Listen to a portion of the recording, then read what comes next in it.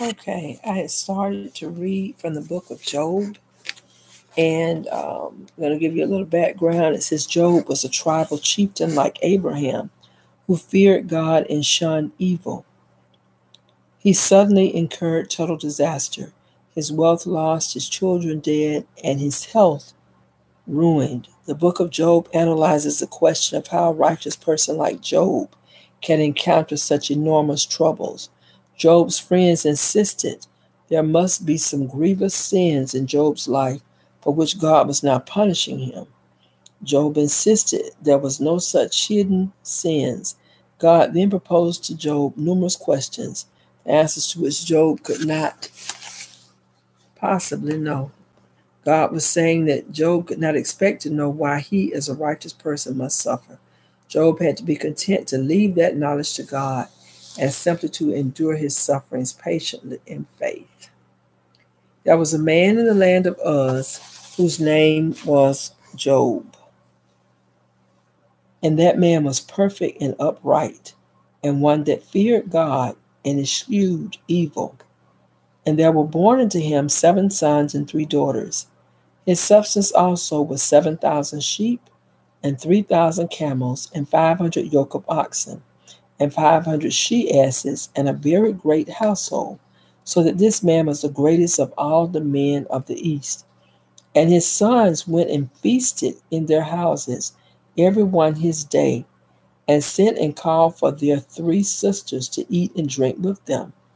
And it was so, when the days of their feasting were gone about, that Job sent and sanctified them, and rose up early in the morning, and offered burnt offerings according to the number of them all.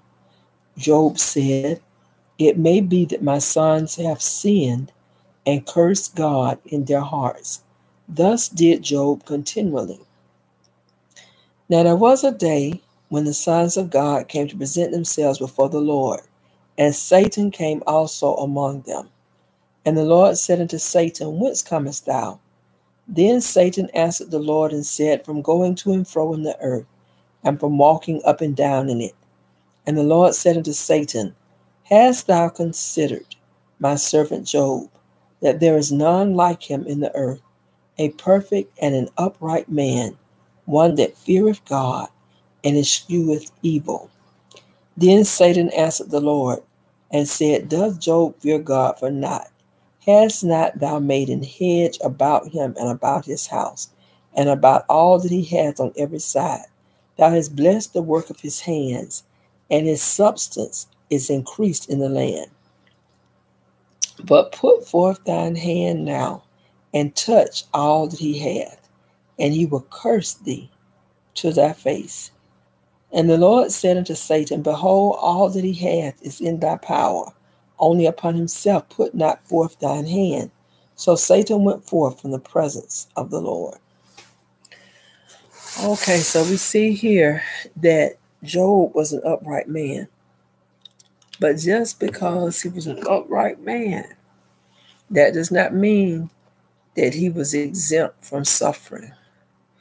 And when the Lord allowed Satan to put his hand upon Job and to begin to touch everything that he had, that was a test. And we see that when Job's friends came, they didn't come comforting Job. They came to accuse Job. And that is always the problem, that the first thing we tend to do when we see somebody in trouble is we want to know, what did they do to deserve this? Why is this happening to them?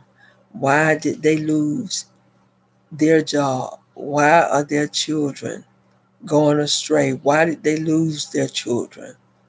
We always accuse the brethren. So therefore, sometimes you cannot find comfort in your friends, because your friends will begin to judge you, and they will begin to think evil of you, and no amount of explaining can satisfy them. But if it happens to them, then they don't want anybody to come with a judge for eye. They want somebody to understand. But when it's you, especially if they're jealous in any way, they're going to criticize you, and they're going to say, she's not telling it all. He's not telling it all. He must have done something to cause God to move against him. Job is it's a powerful book. I mean, every book in the Bible, I mean, there are lessons to be learned. And when I was young, I used to read this book because I was just impressed upon the fact that Job had sense enough to intercede for his sons and his daughters, because he said they may have sinned or cursed God in their heart. So when everything began to fall or fail in Job's life, then even his wife, the one that was closest to him, who you would have thought would have known Job because she had been with him, but she began to tell Job when his health failed, she said, Job, she said, you may well curse God and die.